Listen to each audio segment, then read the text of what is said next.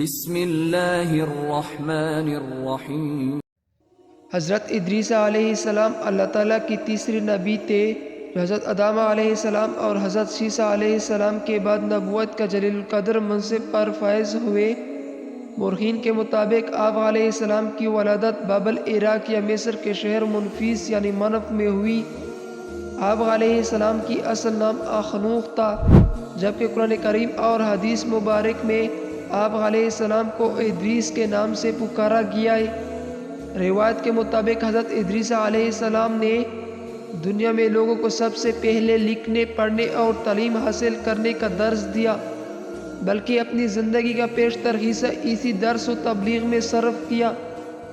چنانچہ لوگ آپ علیہ السلام کو ادریس یعنی درس دینے والا کہہ کر پکارنے لگے۔ آپ علیہ السلام کے حضرت عیسیٰ علیہ السلام کی پانچویں پوچھ سے تعلق تھا، اور آپ علیہ السلام کا شجر نسب یوں ہے: ادریس علیہ السلام بن یرد بن مہلائل بن کینان بن انوش بن شیز بن آدم علیہ السلام۔ حضرت ادریس علیہ السلام منصب نبوت پر حضرت عیسیٰ کا انتقال ہوا تو کچھ عرصے بعد ان کا پیروکار بہت محدود تعداد میں رہ گئے۔ قبیل کی اولاد نے کفر، شرک، بدکاری و بے حیائی کا بازار گرم کر رکھا تھا۔ زناکاری اور شراب نوشی عام تھی۔ پاکیزہ رشتے کی پہچان ناپید ہو چکی تھی۔ بتوں کی پوجا اور آگ کی پرستش ہو رہی تھی، گویا دنیا پر شیطان اور اس کے خوریوں کا راج تھا۔ حضرت آدم علیہ السلام اور حضرت عیسیٰ علیہ السلام کی قائم کردہ شرعی حدود اور احکامات الہی کا پامال کیا جا رہا تھا، اور یہی وقت تھا کہ جب اللہ جل شانہ نے اس بگڑی قوم میں ایک نبی مبعوث کرنے کا فیصلہ کیا، اور اس عظیم منصب کے لیے حضرت عیسیٰ علیہ السلام کی نسل سے حضرت ادریس علیہ السلام کا انتخاب فرمایا۔ حضرت ادریس علیہ السلام میں وہ تمام خوبیاں بدرجہ اتم موجود تھے جو اللہ کی نبی میں ہونے چاہیے۔ آپ علیہ السلام حضرت آدم علیہ السلام کے دین کے پیروکار، نہایت عبادت گزار، متقی، پرہیزگار اور انتہائی سچے انسان تھے۔ بابل سے مصر کی جانب ہجرت، نبوت کے منصب پر فائز ہوتے ہی آپ علیہ السلام نے اپنی قوم کے بھٹکے ہوئے لوگ میں وعظ و تبلیغ کا کام شروع کر دیا، لیکن راہ ہدایت کی درس اور نیکی کی باتیں ان لوگوں کو بہت ناگوار گزرتے، چنانچہ وہ آپ علیہ السلام کی دشمن ہو گئے۔ آپ علیہ السلام اور آپ علیہ السلام کو پیروکار کو طرح طرح سے اذیت دینے لگے، یہاں تک کہ آپ علیہ السلام ان کی اظہار ثانیوں سے تنگ آ کر بابل سے ہجرت کے ارادہ کر لیا، اور اپنے پیروکار کو اپنے اس فیصلے سے مطلع فرمایا، جو کہ بابل دریائے فرات اور دریائے دجلہ کے کنارے ایک سرسبز و شاداب علاقہ تھا، لہٰذا لوگوں کے لیے اس علاقے سے ہجرت کرنا خاصا مشکل فیصلہ تھا، اور انہوں نے اس حوالے سے تحفظات کا اظہار بھی کیا۔ لیکن پھر حضرت ادریس علیہ السلام کی سمجھانے پر وہ لوگ آپ علیہ السلام کے ساتھ ہجرت پر تیار ہو گئے۔ حضرت ادریس علیہ السلام اور ان کے پیروکار نے بابل سے مصر کا رخ کیا اور دریائے نیل کے کنارے آباد ہو گئے، جو بابل سے بھی زیادہ سرسبز و شاداب علاقہ تھا۔ حضرت ادریس علیہ السلام نے یہاں کے لوگوں میں درس و تبلیغ کا کام جاری رکھا۔ آپ علیہ السلام اس وقت لوگوں میں رائج تمام زبانوں سے واقف تھے اور عوام کو انہی کی زبان سے درس دیتے تھے۔ قرآن پاک میں ذکر آپ علیہ السلام قرآن مجید میں 2 مرتبہ ذکر آیا ہے۔ سورہ مریم میں اللہ تعالیٰ فرماتے ہیں، اور اس کتاب میں ادریس کا ذکر بھی کیجیے، بے شک وہ بڑے سچے نبی تھے، ہم نے ان کو بلند رتبے تک پہنچایا۔ سورۃ الانبیاء میں اللہ تعالیٰ نے فرمایا، اور اسماعیل علیہ السلام اور ادریس علیہ السلام ذوالکفل کا تذکرہ کیجیے، یہ سب احکام الہیہ پر ثابت قدم رہنے والا لوگ میں سے تھے۔ قرآن کریم کا معروف و مستند تفسیر معروف القرآن کے مطابق حضرت ادریس علیہ السلام حضرت نوح علیہ السلام سے 1000 سال پہلے پیدا ہوئے۔ روح المعانی بحول مستدرک حاکم، اللہ تعالیٰ نے آپ علیہ السلام کی نبوت کے مرتبے پر سرفراز فرمایا اور آپ علیہ السلام پر 30 صحیفے نازل فرمائے۔ حضرت ادریس علیہ السلام وہ پہلے انسان ہے جنہیں علم، نجوم اور حساب بطور معجزہ عطا کیے گئے، نیز سب سے پہلے انہوں نے ہی قلم سے لکھنا اور کپڑا سینا ایجاد کیا۔ ان سے پہلے لوگ عموماً جانوروں کی کھال لباس کے طور پر استعمال کیا کرتے تھے۔ پھر یہ کہ سب سے پہلے ناپ تول کے طریقے بھی آپ علیہ السلام سے متعارف کروائے، اور اسلحہ بھی آپ علیہ السلام کی ایجاد ہے۔ آپ علیہ السلام نے اسلحہ تیار کر کے بنو قبیل سے جہاد کیا۔ علامہ ابن اسحاق کا کہنا ہے کہ دنیا کا سب سے پہلا شخص جس نے قلم سے لکھا حضرت ادریس علیہ السلام ہے۔ معاویہ بن حکم سلمہ رضی اللہ تعالیٰ عنہ سے مروی ہے کہ انہوں نے حضور صلی اللہ علیہ وسلم سے رمل کے بارے میں سوال کیا۔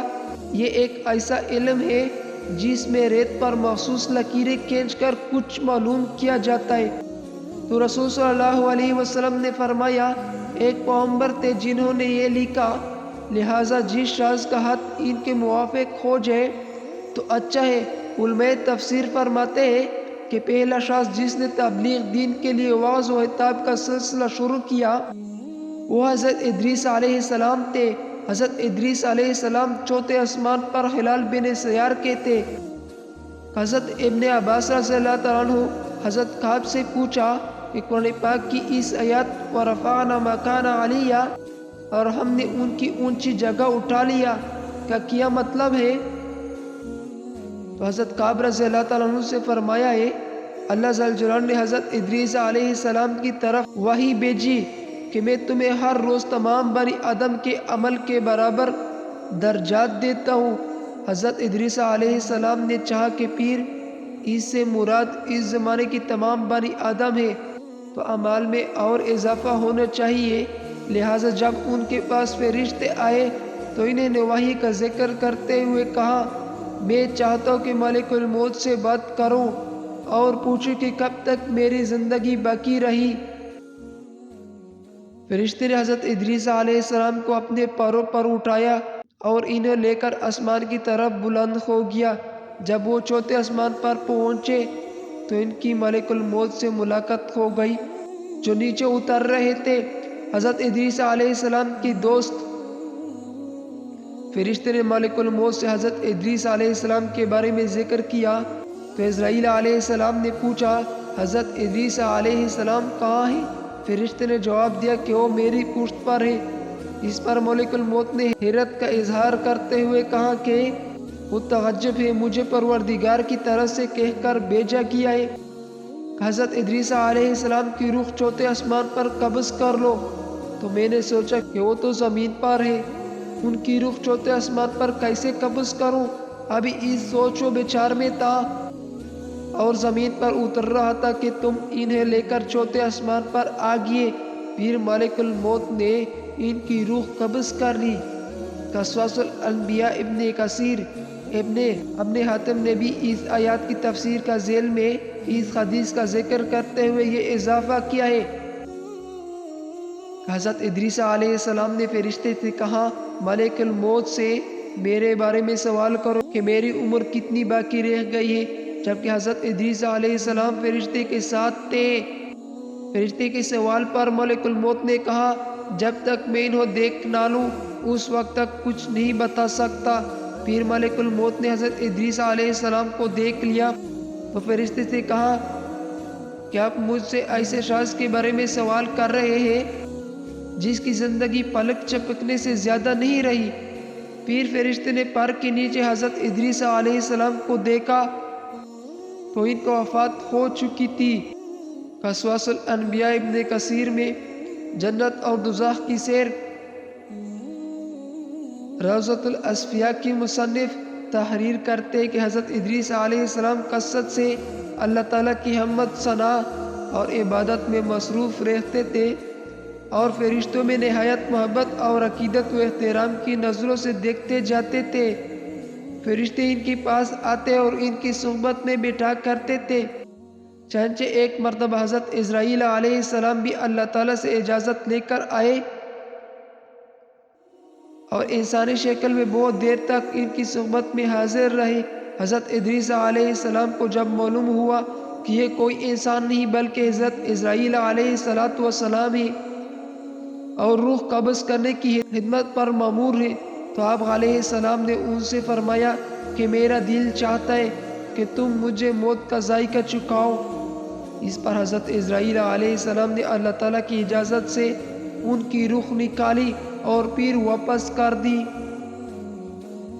اس کے بعد حضرت ادریس علیہ السلام نے ان سے فرمایا میرا دل چاہتا ہے کہ میں جنت اور دوزخ دیکھوں۔ چنانچہ حضرت عزرائیل علیہ السلام نے اللہ تعالیٰ سے اجازت لے کر انہیں دوزخ دکھائی۔ وہ دوزخ دیکھ کر جنت میں آئے اور بہت دیر تک وہاں کے منظر دیکھتے رہے۔